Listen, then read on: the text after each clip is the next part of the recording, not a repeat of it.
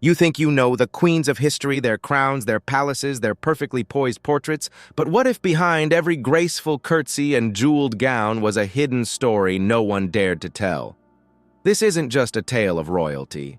It's a revelation. Step into the world of royal women from centuries past, where every movement was watched, every word measured, and every menstrual cycle recorded like a matter of state. In a time when dynasties rose and fell on the ability to produce an heir, a queen's body wasn't her own. Her fertility was tracked, interpreted, and weaponized. Her silence wasn't a choice, it was a duty. Beneath layers of velvet silk and lace, these women endured a life of quiet suffering. From painful treatments laced with mercury and led to being physically examined without consent to the ever-present fear that a single bloodstain could spark political scandal, their strength went far beyond the throne. This is the untold story of power control and the unspoken cost of being queen. Welcome to the blood beneath the crown. You walk through marble halls wrapped in silk and velvet. Each step is deliberate, each glance rehearsed. You're the queen, a vision of elegance floating past gilded columns and chandeliers. But beneath the shimmer, there's a quiet truth. No painting will capture a truth soaked in blood, politics, and silence. Because in this world, your body isn't yours. Your womb is a symbol. Your cycle a clock the entire nation listens to. Each month, what should be a private rhythm becomes a public record, noted, interpreted, whispered in court halls, and coded in diplomatic letters. You're not just having your period, you're managing an empire's expectations. In the 1600s and beyond, royal women like you had their bodies turned into maps of power. Miss a cycle, and it's not just discomfort, it's suspicion. Are you pregnant? Is it a miscarriage? Or is your health and thus the future of the dynasty in danger? You don't get to answer those questions, your doctors do. Your ladies-in-waiting observe. Court officials report. Sometimes even foreign ambassadors get informed before you've had your morning tea. Imagine that the most intimate part of your life becomes the foundation of treaties, coronations, and national celebrations. A late period could mean alliances, or scandals, or war. And through it all, you must smile. But it's not just the politics, it's the clothing. The fortress of fashion you wear every single day. Your gowns aren't just beautiful, they're heavy. Layers upon layers, petticoats, corsets, stays, panniers. Sometimes the dress weighs nearly as much as a child, and beneath all of that, you're bleeding. The pads you wear are cloth tied to belts, sometimes stitched with ribbons jammed under tight stays and boned bodices. To change them, you have to be undressed partially or completely by women you trust more than your own family, and that has to happen multiple times a day. Not in your private chambers. Often during banquets, ceremonies, audiences with ambassadors, and always with absolute discretion, because a leak isn't just embarrassing, it's dangerous. One spot on a cushion can spark rumors. One stain can be seen as a sign of illness, infertility, or worse, a lost heir. So you hold it in. You walk slowly. You sit perfectly upright. You calculate every move. You pray the cloth holds. And you are not alone. Your ladies-in-waiting surround you like shadows. These women, high-born and carefully chosen, know everything. They keep records of your cycle. They hand you clean linens. They dress you, undress you, wash your soiled cloths. They whisper to your doctors. They pass silent signals if you're in pain. And they do it all without ever speaking of it aloud, because what they know what you're experiencing could change the course of a nation. Even the cloths themselves are symbols. Fine cotton, imported silks, embroidered edges, beautiful, yes. But once stained, they don't just disappear. They're soaked in cold water, sometimes perfumed, sometimes treated with salt vinegar or wine. Then they're scrubbed by hand with soaps made from fat and ash. It's not you doing the washing, of course. It's the laundresses. Women who know how to care for fabric laced with blood, sweat, and secrets. But even they are watched. In some courts, physicians inspect the rinse water. They look at the color, the smell. They believe it reveals your health or hints at poison. Some even claim they can predict pregnancy from a blood-stained shade. Nothing is private. And when your cycle doesn't arrive on time, the examinations begin. The physicians call for you, not kindly, not gently. They begin with your cloths, inspecting them like forensic evidence, and then move to your body. There are no modern instruments, no understanding of hygiene, just hands, cloth oil, and discomfort. You endure these checks in silence even when they leave you bruised, sore, or infected, and still they aren't satisfied. When your bleeding becomes irregular or stops altogether, they give you remedies. Tonics laced with mercury thought to cleanse the womb. Instead, it eats away at your organs. Your fingers tremble, your head fogs, your heart races. But the court calls it hysteria, not poisoning. They dust you with white powders lead-based to mask any scent. They draw blood from your arms, your thighs, even while you're already bleeding. You grow pale, tired, your body whispers for rest, but your role demands presence. Princess Charlotte of Wales, young and adored, endured years of this. Bleedings, tonics, expectations. She died in 1817, her body overwhelmed not by weakness, but by the medicine that was supposed to make her strong. Still you rise every morning, corset laced, hair set, smile prepared. Because you're the queen, you can't falter. Balls don't stop. Ceremonies don't wait. The world must never see your pain, so your ladies-in-waiting learn the signals. A flick of the wrist, a glance, a whisper. And you never break, because you can't. Behind every royal portrait is a story like this, not of vanity or grandeur, but of endurance, of what it means to carry a crown and bleed beneath it. You rise with the sun. The palace is already humming, servants in the corridors, maids tending fires, the court preparing for another day of spectacle. But for you, the day begins not with ceremony, but with a whisper, a glance from your lady-in-waiting. She knows, as she always does, what you need without a word spoken. Your period has come. Again, this isn't a private moment. It's a shift in the palace's atmosphere. Your linens are quietly replaced. A basin is brought discreetly perfumed. There are no questions, just movement, precision, ritual. Your ladies-in-waiting, noble-born, loyal, and fiercely discreet, are more than companions. They're your shield, your secret keepers. Trained from youth in the etiquette of silence, they tend to your most personal needs like a sacred duty. And it is sacred because your womb is not just yours. It's the kingdom's, and to them guarding your health means guarding the throne. Each one of these women has her role. One monitors your comfort. Another tracks the days since your last cycle. A third passes updates veiled in euphemism to the court physician. The queen is in repose, she might say, or Her Majesty is not yet able to receive guests.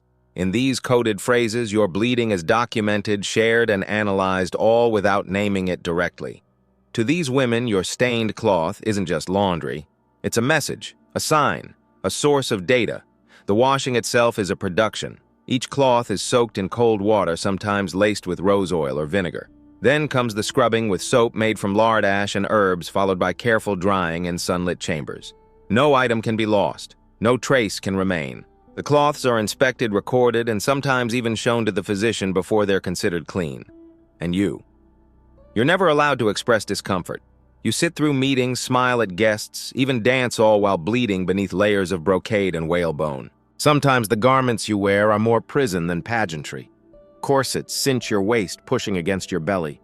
Each breath is shallow, each step calculated.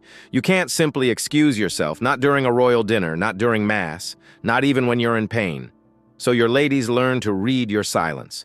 A shift in posture, a twitch of the hand. And without disruption, they act. A discreet change of chair, a pause in the procession, a quick handkerchief passed. You rely on them for everything, and in return they guard your dignity with their lives. But even their loyalty can't stop what happens next when your cycle doesn't return. Suddenly, you're no longer the queen. You're the subject, the specimen.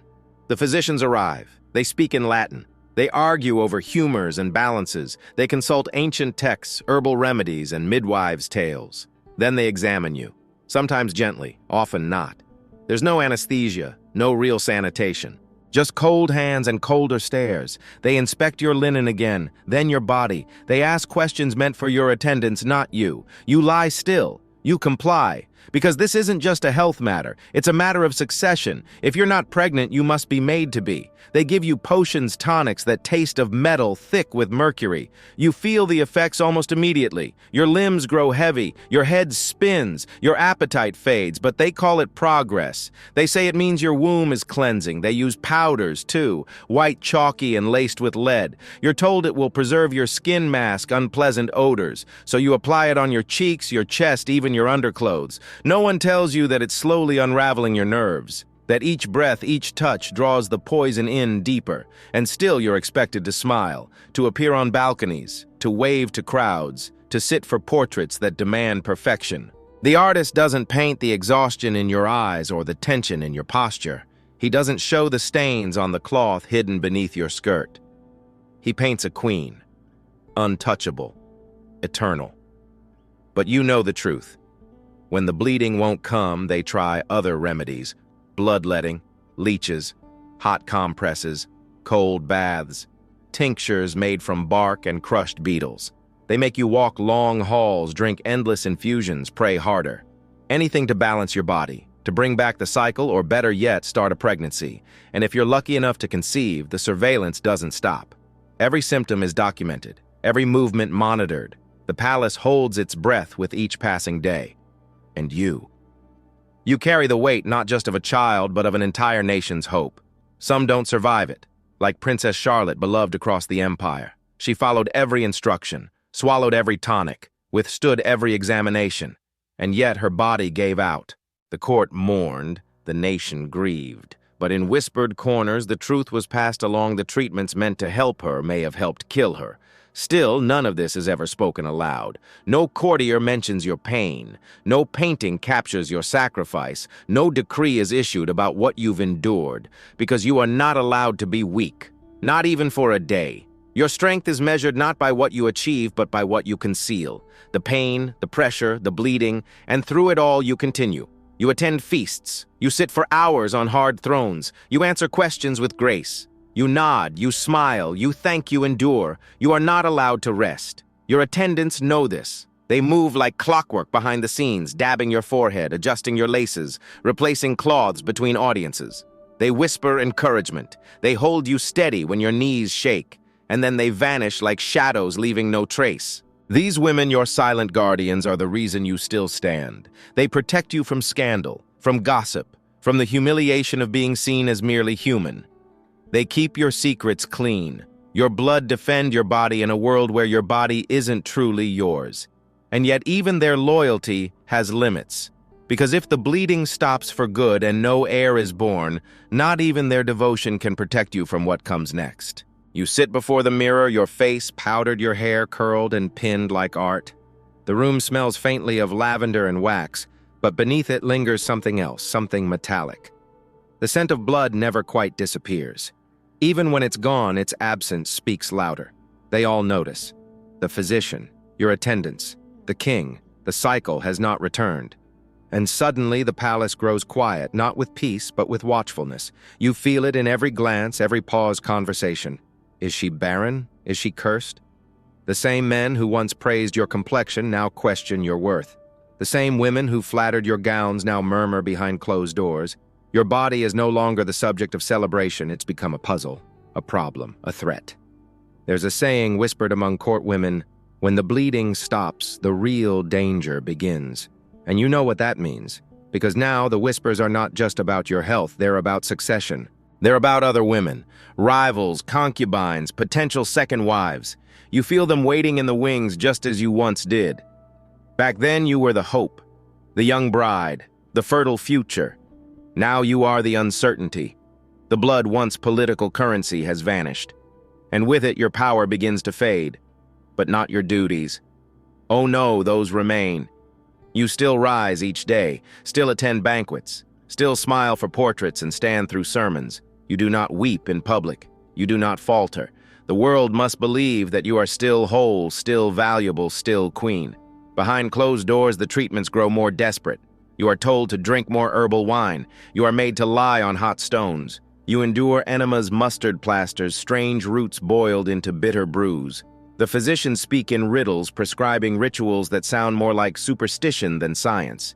But you drink, you bathe, you wait, you bleed sometimes from places not meant to bleed, but not from where they need it most. And still you are expected to appear divine. Your garments are stitched tighter, your corsets drawn until your ribs ache.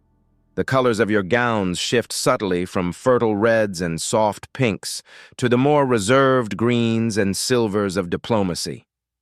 Fashion becomes a language, and every thread tells a story of control.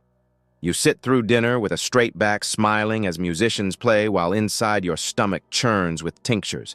You greet ambassadors with perfect poise even when your knees tremble from fever. No one must know. You are the queen. You do not break, and yet you do. Quietly, in letters never sent, in journals hidden behind tapestries, in glances shared with your most trusted attendants.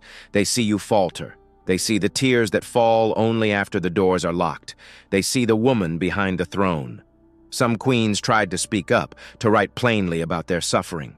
Duchess Elizabeth Charlotte of the Palatinate, for one, confessed to her sister how exhausting it was to be treated like a sacred vessel, always inspected, never respected. She wasn't allowed to be ill, or angry, or afraid, just fertile. And when she wasn't anymore, she became a relic. This is the truth that portraits never tell.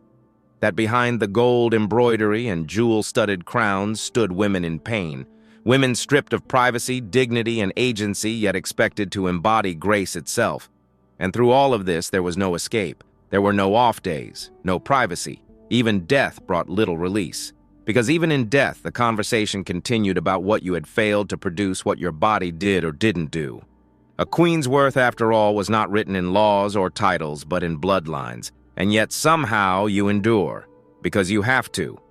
You walk the marble corridors with your chin high. You host banquets. You bless the children of others, even as your own crib remains empty. You hear the whispers. You feel the judgment. But you do not fall, because beneath the crown there is steel. The world will remember your reign for its treaties, its fashions, its palaces, but not for what it cost you, not for the cold examinations, the poisoned potions, the nights spent weeping into scented pillows. That history is unwritten, hidden, until now. Because the story of queens is more than thrones and tiaras. It's the story of women whose bodies became the battlefield of nations, women who lived under scrutiny so intense it shaped law, war, and dynasty, and who still found ways to carry themselves with impossible grace. So the next time you stand before a portrait in a museum or a history book, look closer. Look past the jewels, past the perfect skin, past the calm expression, and see the quiet warrior beneath it all. See you enduring, bleeding, surviving in a world that demanded your body, your silence, and your smile. This is not just a story of royalty, it's a story of strength, of blood, and of what it really meant to be queen.